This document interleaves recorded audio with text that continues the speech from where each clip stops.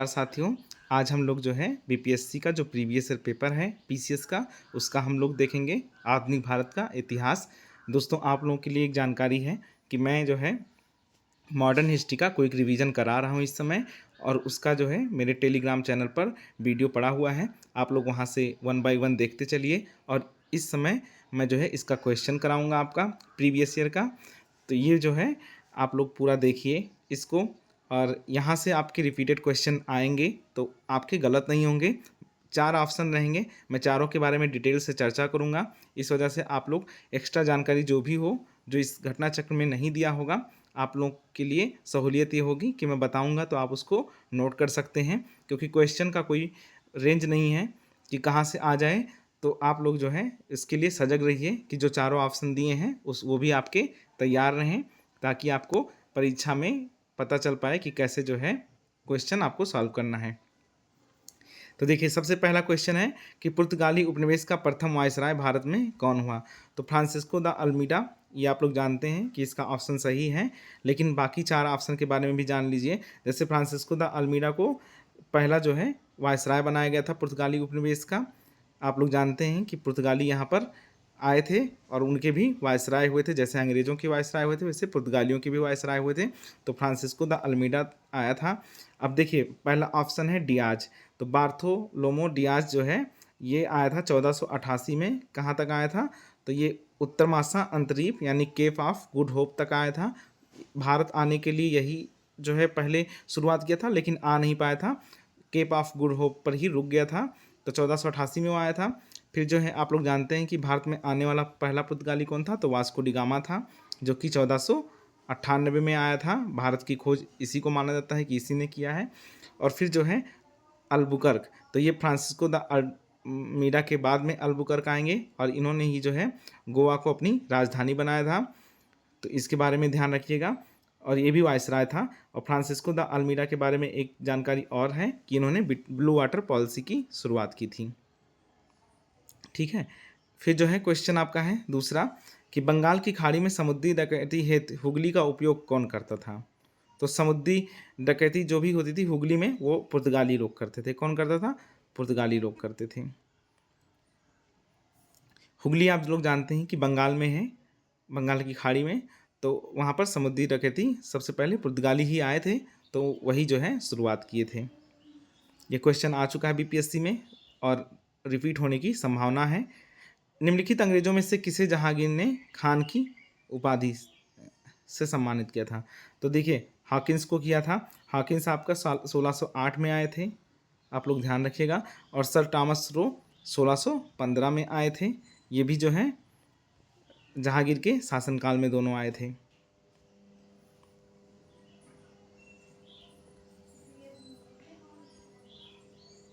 देखिए, हॉकिंस के बारे में कुछ और जानकारी है, इसको देख लीजिए आप लोग। जैसे हॉकिंस ईस्ट इंडिया कंपनी का एक कर्मचारी था। जहांगीर के नाम इंग्लैंड के राजा जेम्स प्रथम का पत्र लेकर 1608 ईस्वी में सूरत पहुंचा था, और अप्रैल 1608 में वह आगरा में मुगल सम्राट जहांगीर से भेंट की। अब इसमें इम्पॉर्टेंट क्या है? इम्पॉर्टेंट देखिए, बीपीएससी के लिए इम्पॉर्टेंट ये है कि वो जहांगीर से कहाँ मिला, तो आगरा में मिला था। फिर जहांगीर ने हॉकिंस को 400 का मनसब तथा फिरंगी खां अथवा इंग्लिश खान की उपाधि दी थी। ये क्वेश्चन इंपॉर्टेंट है। फिर नेक्स्ट क्वेश्चन, भारत में 1612 ईस्वी में अंग्रेजों ने अपनी पहली फैक्ट्री कहाँ स्थापित की थी। तो ये आपका हो जाएगा सूरत। देखिए, सबसे पहले भारत में जो सूरत में स्थापित किया था वो पुर्तगालियों ने भी जो है किया था, यानी कि भारत में। लेकिन जहांगीर जो है अंग्रेज़ों को नहीं दे रहे थे कोई ऐसा स्थान कि जहाँ पर वो अपनी फैक्ट्री स्थापित कर लें। लेकिन होता क्या है, एक युद्ध होता है, सौली का युद्ध बोलते हैं उसको, और उसमें अंग्रेज़ों ने पुर्तगालियों को हरा दिया। फिर जहांगीर को लगा कि नहीं, अंग्रेज़ जो हैं ज़्यादा इनसे मजबूत स्थिति में हैं, और मजबूत जो होता है उसी का लोग सपोर्ट करते हैं। तो जहांगीर ने किसका सपोर्ट किया? अंग्रेज़ों को। और अंग्रेज़ों ने सबसे पहले अपना कहाँ पर फिर स्थापना किया फैक्ट्री का? सूरत में किया था। ये देख लीजिए। तो यहाँ से ये इम्पॉर्टेंट हो जाएगा। 2 चीज़ इम्पॉर्टेंट इसमें है।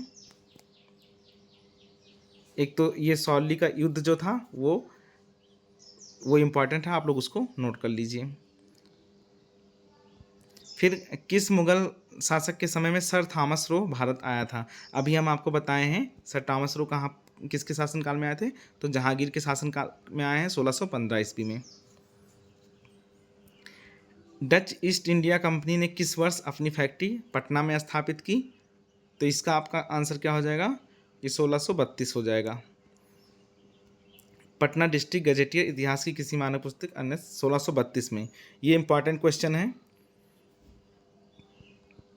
इसको आप लोग नोट कर लीजिएगा क्योंकि बीपीएससी पटना से रिलेटेड है, इसलिए जो है इंपॉर्टेंट हो जाता है वैसे भी। निम्नलिखित में से प्रथम कर्नाटक युद्ध का कौन सा तात्कालिक कारण था? तो अंग्रेजों और फ्रांसीसियों के बीच प्रतिद्वंद्विता, ऑस्ट्रिया की राजगद्दी की जंग और कर्नाटक की राजगद्दी का मसला, अंग्रेजों द्वारा फ्रांसीसी जहाज़ों का अधिग्रहण। तो देखिए, जो कर्नाटक युद्ध हुआ है वो अंग्रेज और फ्रांस के बीच में हुआ है और इन दोनों का ही मसला रहता है पूरा युद्ध का। तो 3 युद्ध होते हैं, प्रथम कर्नाटक युद्ध, द्वितीय कर्नाटक युद्ध और तृतीय कर्नाटक युद्ध। प्रथम कर्नाटक युद्ध के बाद में इसके बारे में थोड़ा जानकारी आप लोग नोट कर लीजिए।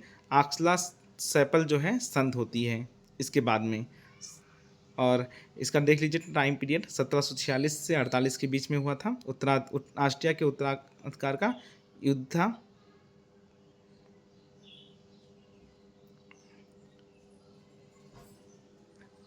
लेकिन जो तात्कालिक कारण माना जाता है वो फ्रांसीसी जहाज़ों पर अधिकार कर लेना युद्ध का तात्कालिक कारण था। वैसे ऑस्ट्रिया के उत्तराधिकार का भी युद्ध था इसी में, लेकिन जो कारण माना जाता है तुरंत का तात्कालिक, वो जो है यही माना जाता है। जैसे 1857 की क्रांति का अगर कोई पूछे कारण, तो उसमें बहुत सारे कारण आएंगे आपके, लेकिन जो तात्कालिक कारण था वो यही था कि सुअर की चर्बी का जो है उपयोग करना कारतूसों में। 1760 का प्रसिद्ध वांडीवास का युद्ध अंग्रेजों द्वारा किसके खिलाफ लड़ा गया? तो ये वांडीवास का युद्ध किसके खिलाफ लड़ा जाएगा? फ्रांसीसी के खिलाफ।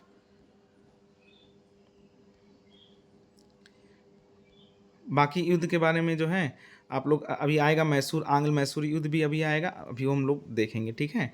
और 1760 का प्रसिद्ध वांडीवास का युद्ध जो है अंग्रेजों द्वारा लड़ा गया था फ्रांसीसी के खिलाफ। इसके बारे में देख लीजिए थोड़ा सा, वांडीवास की युद्ध के बारे में। अंग्रेजों तथा फ्रांसीसियों के मध्य युद्ध में फ्रांसीसी पराजित हुए थे और अंग्रेजी सेना का नेतृत्व सर आयरकूट और जबकि फ्रांसीसी सेना का नेतृत्व काउंट डी लाली ने किया था। ये इंपॉर्टेंट है, नोट कर लीजिएगा। अंग्रेजी सेना का नेतृत्व कौन कर रहा था?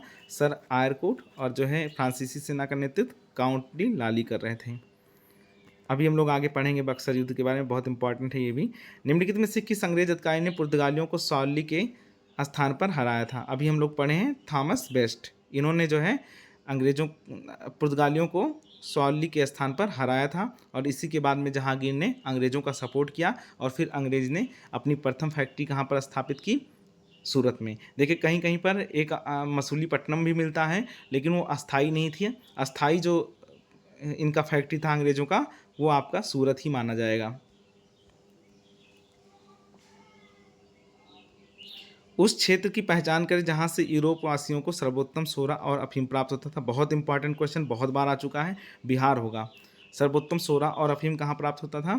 तो बिहार से होता था। ये बहुत इंपॉर्टेंट क्वेश्चन है, आप लोग इसको नोट कर लीजिएगा।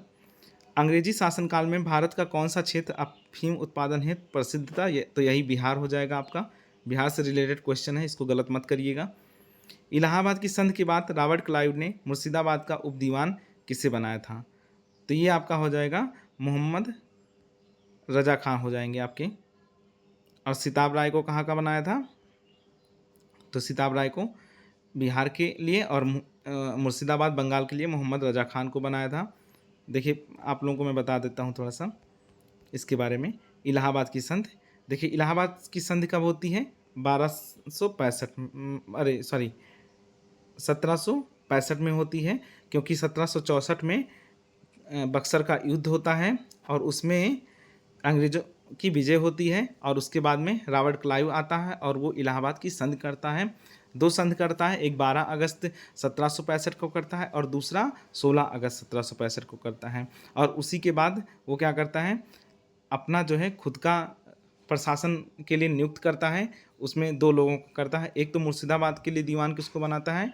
मोहम्मद रजा खान को, और बिहार के लिए किसको बनाता है? राजा सिताब राय को। तो इतना ध्यान रखिएगा, बाकी मैं बता चुका हूँ, आप लोग मेरे वीडियो में जाकर देख सकते हैं। मैंने बक्सर युद्ध के बारे में, प्लासी युद्ध के बारे में, इलाहाबाद की संधि के बारे में डिटेल में क्विक रिवीजन में करा दिया हूँ मॉडर्न हिस्ट्री के, आप लोग वहाँ से देख सकते हैं। शाह आलम द्वितीय ने ईस्ट इंडिया कंपनी को बंगाल, बिहार तथा उड़ीसा की दीवानी प्रदान की।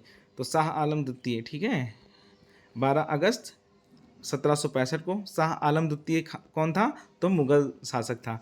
एक क्वेश्चन पूछा था कि बक्सर के युद्ध के समय में मुगल सम्राट कौन था? तो उस समय मुगल सम्राट कौन था? शाह आलम द्वितीय। और ऐसे ही एक क्वेश्चन और पूछा था कि प्लासी के युद्ध के समय मुगल सम्राट कौन था? तो उस समय आलमगीर द्वितीय हो जाएगा। दोनों में अंतर है, इसलिए इस क्वेश्चन को नोट कर लीजिएगा, दोबारा फिर से आ सकता है, आप लोग इसके लिए तैयार रहिए। मुगल बादशाह बहादुर शाह जफर के बारे में कहा जाता था कि उसके साम्राज्य की सीमा थी, तो उसके लिए कहा जाता था चांदनी चौक से पालम।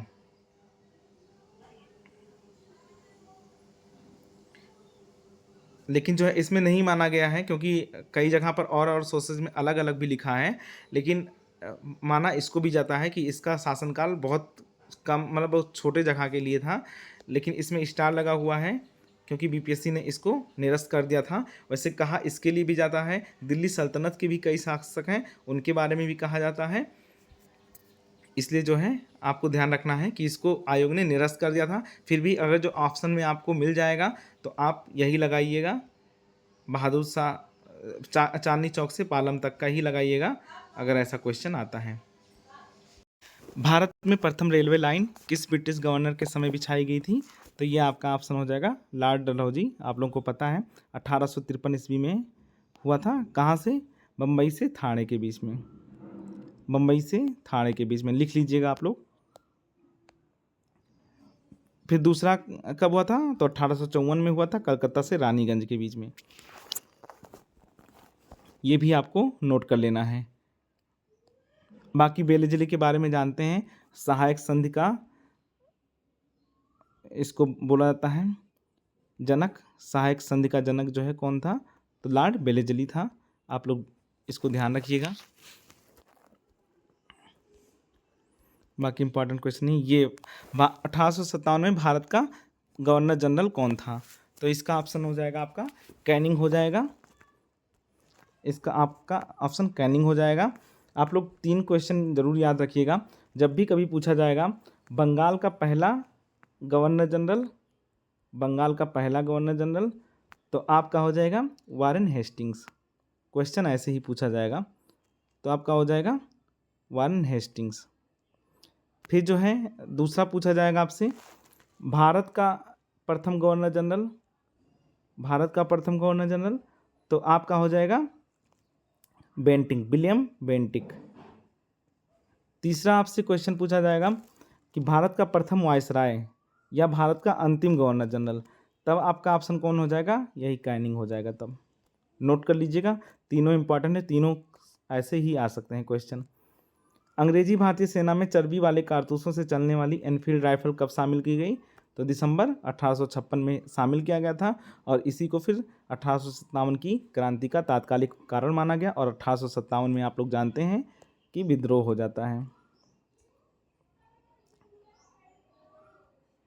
फिर क्वेश्चन है 1857 के विद्रोह का नेतृत्व बिहार में किसने किया?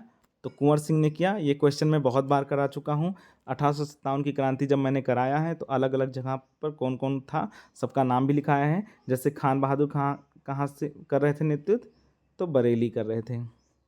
तात्या टोपे कहाँ थे? तो तात्या टोपे रानी लक्ष्मीबाई के साथ में भी थे और नाना साहब के साथ में भी थे। तो आप इनका अलग से नहीं मानिए, ऐसे नाना साहब के साथ में कानपुर मान सकते हैं अगर ऑप्शन में दिखेगा, लेकिन ऐसे अलग से नहीं किए थे, ये दोनों के सहयोगी ही थे। और मैं जो है इसका करा चुका हूँ। आप लोग 1857 के विद्रोह तक का मेरा वीडियो देख लीजिएगा मॉडर्न हिस्ट्री में, जो मैं क्विक रिवीजन कराया हूँ। प्ले लिस्ट में जाइएगा, उसमें लिखा है हिस्ट्री क्विक रिवीजन, और उसमें एंशियंट पहले दिया है, फिर मेडवल दिया है, और नीचे मॉडर्न दिया है। तो मॉडर्न का आप लोग वीडियो जरूर देख लीजिएगा। बिहार में 1857 के विद्रोह का नेतृत्व किसने किया था? तो कुंवर सिंह हो जाएंगे। जगदीशपुर के किस व्यक्ति ने 1857 के विप्लव में क्रांतिकारियों का नेतृत्व किया? तो वही कुंवर सिंह ही आंसर है इसके। ये क्वेश्चन बार बार रिपीट हो रहा है, आप लोग पढ़ चुके हैं ये। फिर वही क्वेश्चन आ गया कि कुंवर सिंह अंग्रेजों के खिलाफ 1857 के विद्रोह में किस जगह शामिल हुए, तो आरा या जगदीशपुर कुछ भी आएगा तो आपका यही होगा। आरा, जगदीशपुर, बिहार कुछ भी आएगा तो आपका कुंवर सिंह ही हो जाएंगे। इनमें से किसने 1857 के विद्रोह में सक्रिय भाग लिया था, तो नाना साहब, बेगम हजरत महल, मौलवी अहमदुल्ला, बेगम जीनत महल, तो यानी सभी ने किया था। इसको ध्यान रखिएगा, ये आपका डी और ई वाला ऑप्शन। तो अगर अब तो डी में जो है रहता है एक से अधिक, तो डी आपका आंसर हो जाएगा इसका। अगर जो आपके समय से देखेंगे तो बीपीएससी टीआरई में, तो आपका डी हो जाएगा, क्योंकि नाना साहब भी थे, बेगम हजरत महल भी थे। अब सबका देखिए जगह भी इसी समय आप लोग नोट कर लीजिए, मैं करा चुका हूँ, एक बार फिर से आप लोग नोट कर लीजिए कौन किस जगह से था, ब्रैकेट में लिखा भी हुआ है सारा। पढ़ने का यही तरीका रखिए कि आपको केवल एक ऑप्शन नहीं देखा है, बाकी सारे ऑप्शन भी आपके तैयार रहें। पटना के 1857 के स्वतंत्रता संग्राम के नेता कौन थे, तो राजपूत कुंवर सिंह, वही जो बताया। ये वही क्वेश्चन बार बार रिपीट हो रहा है, इसको छोड़ते चलते हैं, आप लोग देख लीजिएगा इसको। रिपीटेड क्वेश्चन हो रहा है। निम्नलिखित में से कौन 1857 के विद्रोह में अंग्रेजों का सबसे कट्टर दुश्मन था, तो आपका मौलवी अहमदुल्ला शाह हो जाएंगे। ये फैजाबाद से थे, फैजाबाद से लड़ रहे थे ये। 1857 के विद्रोह को किस उर्दू कवि ने देखा था, तो ये हो जाएगा आपका गालिब। गालिब का आप लोग नाम जानते हैं, उर्दू शायरी में बहुत बड़ा नाम है इनका। तो गालिब जो है 1857 की क्रांति देखे हुए थे। निम्न में से कौन सा ईस्ट इंडिया कंपनी के सिपाहियों को विद्रोही बनाने का कारण नहीं था, ईसाई धर्म फैलाने के लिए।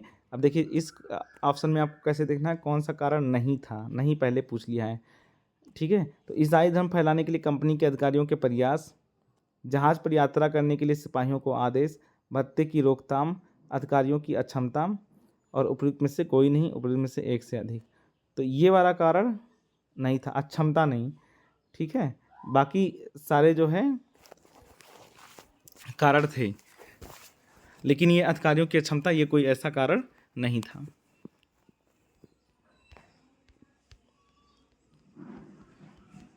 निम्नलिखित वर्गों में से किसने 1857 के विद्रोह में भाग नहीं लिया, देखिए खेतिहर मजदूर ने भी लिया था और कृषक भी ले रहे थे।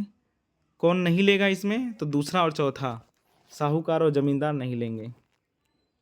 दूसरा और चौथा, साहूकार और जमींदार, ये 1857 की क्रांति में अंग्रेजों का साथ देंगे, क्योंकि इनका जो है हित उनके साथ मैच करता था।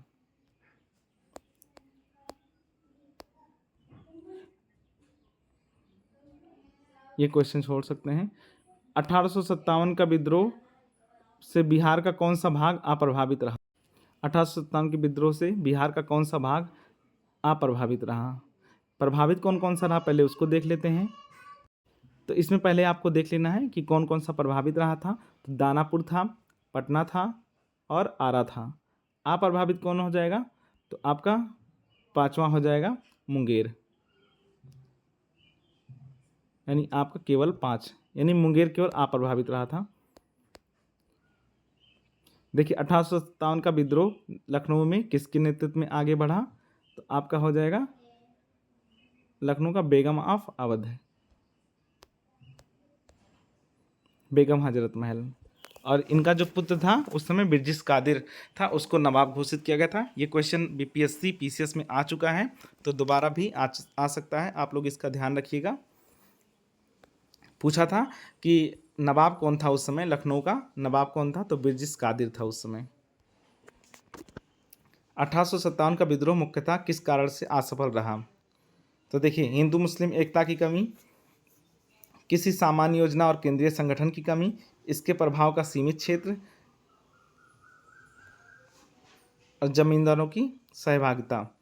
तो देखिए मेन जो इसमें माना गया है वो किसी सामान्य योजना और केंद्रीय संगठन की कमी माना जाता है। लेकिन अगर डी और ई ऑप्शन रहेगा तो आप लोग डी लगाइएगा, क्योंकि सारे के सारे इसमें लगभग सही था।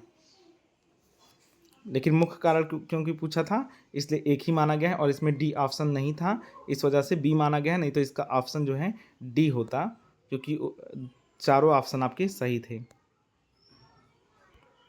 देखिए इसका देख लीजिए, 1857 में प्रथम स्वतंत्रता संग्राम, ब्रिटिश सरकार से स्वतंत्रता प्राप्त करने में असफल रहा। ठीक है, बहादुर शाह जफर के नेतृत्व को जन सहयोग नहीं मिला था और अधिकांश महत्वपूर्ण रियासतों के शासक उनका साथ देने में कतरा गए।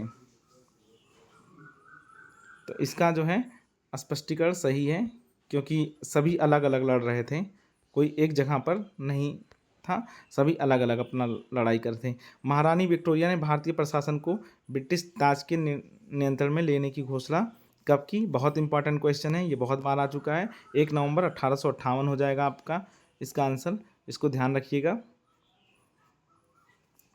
1 नवंबर 1858 को। अब जो है शासन किसके माध्यम से चलेगा? कंपनी के माध्यम से नहीं चलेगा, अब सीधे ब्रिटिश क्राउन के अधीन चलेगा। और एक भारत मंत्री या सचिव तथा 15 सदस्यों वाली इंडियन काउंसिल की स्थापना। तो 15 सदस्यों वाली जो इंडियन काउंसिल है, इसको नोट कर लीजिएगा, क्योंकि क्वेश्चन पूछ सकता है। बाकी मैं लॉर्ड कैनिंग वाला बता चुका हूँ कि इसी समय भारत का प्रथम वायसराय बनाया गया था 1858 में। फिर 1857 के विद्रोह के बाद ब्रिटिश सरकार ने सिपाहियों का इन प्रांतों से चयन किया। तो अब जो है करेंगे गोरखा, सिख एवं पंजाबी उत्तर प्रांत से करेंगे।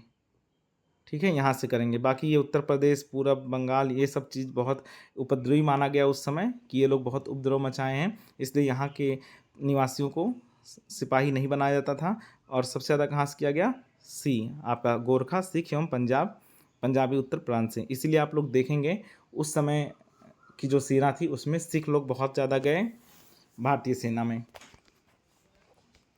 निम्नलिखित में से किसने 1857 के विद्रोह को एक षड्यंत्र की संज्ञा दी? तो इसका ऑप्शन हो जाएगा Sir James Outram and W Taylor. इन्होंने जो है इसका एक षड्यंत्र बताया इसको। 1857 के विद्रोह को किसके द्वारा प्रथम भारतीय स्वतंत्रता संग्राम के रूप में वर्णित किया गया था? ये बीटी सावरकर है इसका आंसर। आप लोग इसको नोट कर लीजिएगा, बहुत इंपॉर्टेंट क्वेश्चन है, आ सकता है, फिर से आ चुका है एक बार। और इनकी बुक का क्या नाम था? इनकी बुक का नाम भी नोट कर लीजिएगा, क्योंकि बुक भी पूछ सकता है। The Indian war of independence 1857। निम्नलिखित में से कौन सा आयोग 1857 के विद्रोह के दमन के बाद भारतीय फौज के नौ संगठन से संबंधित था? तो ये आपका हो जाएगा पील आयोग। क्वेश्चन पूछ सकता है दोबारा, इसलिए ध्यान रखिएगा। इन्होंने क्या किया? इन्होंने भारतीय सैनिकों की संख्या को कम कर दिया और ऊंचे पोस्ट पर किसको नियुक्त करने की बात की? केवल यूरोपीय सैनिकों को, भारतीय सैनिकों को ऊंचा पोस्ट नहीं दिया जाता था सेना में। इनका जो है पीला आयोग का यही मानना था 1857 के विद्रोह के बाद में। नील विद्रोह किसके बारे में था? तो रैयत नील की खेती नहीं करना चाह रहे थे पर ज़बरदस्ती करवाई जा रही थी। सही बात है, रैयत नील की खेती करना चाह रहे थे पर उन्हें ज़बरदस्ती रोका जा रहा था। रैयत नील की खेती नहीं करना चाह रहे थे पर उनसे एक अमान्य मूल्य पर ज़बरदस्ती करवाई जा रही थी। ज़्यादा स्टेटमेंट सही यही लग रहा था, बाकी ये भी सही है, लेकिन एक चुनना है तो हम लोग यही चुनेंगे। नील कृषकों की दुर्दशा पर लिखी गई पुस्तक नील दर्पण के लेखक कौन है? तो ये हो जाएगा आपका दीनबंधु मित्र, 1859 में लिखे होंगे। इनकी बुक है नील दर्पण, देख लीजिएगा आप लोग।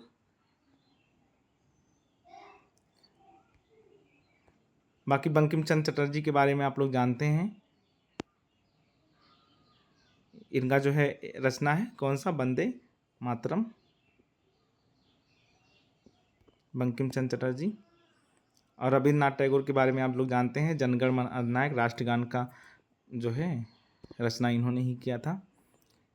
फिर जो है नेक्स्ट क्वेश्चन, वह प्रथा जिसके तहत किसान स्वयं भूमि का मालिक होता है और सरकार को भू राजस्व के भुगतान के लिए जिम्मेदार माना जाता है। इसमें रैयतवाड़ी प्रथा में ये था। देखिए 3 प्रथाएं चली हैं, जमींदारी, रैयतवाड़ी, महालवाड़ी। तीनों का मैं डिस्क्रिप्शन पूरा बता चुका हूँ विस्तार से। आप लोग वो वाला वीडियो देख लीजिएगा, हिस्ट्री का कोई भी रिवीजन, और उसमें मॉडर्न हिस्ट्री का 1857 वाला जो हिस्सा होगा उसमें मैंने कराया है, आप लोग वहाँ से देख लीजिएगा। बाकी रैयत का मतलब ही होता है किसान, तो आप ऐसे भी पकड़ सकते हैं। और ज़मींदारी व्यवस्था या अस्थाई बंदोबस्त वो किसके हाथ में थी? जमींदारों के हाथ में। फिर पागलपंथ की स्थापना किसने की थी? तो करमशाह हो जाएंगे, ये इंपॉर्टेंट है, क्वेश्चन यहाँ से आता है। पागलपंथ एक अर्धधार्मिक संप्रदाय था जिसे उत्तरी बंगाल के करमशाह ने चलाया था, आप लोग इसको देख लीजिएगा। फराजी कौन थे? तो हाजी शरीयतुल्लाह के अनुयायी थे। फराजी आंदोलन भी इम्पॉर्टेंट है। सारे आंदोलन का एक मैं लिस्ट बनाकर आप लोगों को प्रोवाइड करा दूंगा और एक क्लास ले लूँगा जो भी आंदोलन, धार्मिक आंदोलन जो रहे हैं उससे रिलेटेड, क्योंकि वहाँ से आपके क्वेश्चन बनेंगे, तो आप लोग परेशान नहीं होइएगा। 10 मिनट का एक वीडियो बना देंगे जिसमें सारे आंदोलन को मैं कवर कर दूंगा जो इम्पॉर्टेंट हैं। फराजी आंदोलन की शुरुआत किसने की थी? तो हाजी शरीयतुल्लाह। फिर जो है आपका आएगा कूका आंदोलन को किसने संगठित किया? तो गुरु राम सिंह है। कूका आंदोलन ये आपका पंजाब में हुआ था, 1832 के आसपास शायद हुआ था। हाँ, इसमें डेट नहीं लिखा है लेकिन 1832 के आसपास का है ये कूका आंदोलन। 1875 के दक्कन के दंगों का तात्कालिक कारण था, तो इसका महाजनों के द्वारा ऊंची ब्याज दर का। 1857 का दक्कन विद्रोह इम्पॉर्टेंट है, देख लीजिएगा एक बार। महाराष्ट्र में रामोसी कृषक जत्था किसने स्थापित किया था? तो ये आपका हो जाएगा सी वासुदेव बलवंत फड़के। और इतना जो है आप लोग को आज मैं करा दिया हूँ। रोज़ ये सीरीज चलेगी, जो भी एक्स्ट्रा जानकारी होगी उसको मैं बताते चलूँगा, और जो इसमें नहीं हो पाएगा उसका मैं अलग से 10 मिनट का 15 मिनट का वीडियो टॉपिक वाइज मैं अपने यूट्यूब चैनल पर चलाता रहूँगा। आप लोग वहाँ से देखिएगा, आप लोगों को ये काफ़ी हेल्पफुल रहेगा। अगर आप लोग चैनल पर नए हैं तो सब्सक्राइब कर दीजिएगा और लाइक और कमेंट करके अपना फीडबैक ज़रूर दीजिएगा कि ये क्लास कैसा रहा। ठीक है दोस्तों, फिर मिलते हैं आपको नेक्स्ट वीडियो में।